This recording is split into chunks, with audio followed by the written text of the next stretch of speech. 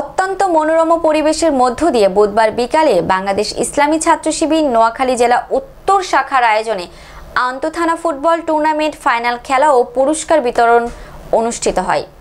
খেলায় উদ্বোধনী বক্তব্য রাখেন বাংলাদেশ জামায়াতে ইসলামী নোয়াখালী জেলা শাখার সাবেক আমির মাওলানা আলাউদ্দিন। বাংলাদেশ ইসলামী ছাত্র শিবির নোয়াখালী জেলা উত্তর শাখার সম্মানিত সভাপতি মশিউর রহমান ফাহাদের সভাপতিত্বে ও সেক্রেটারি দাউদ ইসলামের পরিচালনায় প্রধান অতিথির বক্তব্য রাখেন বেগমগঞ্জ উপজেলার নির্বাহী কর্মকর্তা মোহাম্মদ আরিফুর রহমান।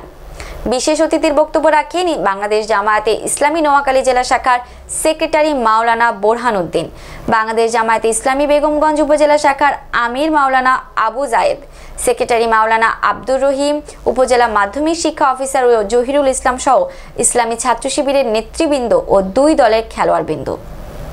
আজকে যারা খেলা অংশগ্রহণ করেছে অত্যন্ত সুন্দর খেলা উপহার দিয়েছে, এজন্য আমার ব্যক্তিগত পক্ষ থেকে সংগঠনের পক্ষ থেকে সবাইকে ধন্যবাদ জানাই। যারা বিজয় লাভ করেছে এবং যারা রানার্স আপ হয়েছে উভয় পক্ষকে ধন্যবাদ জানিয়ে আমার কথা এখানে শেষ করছি।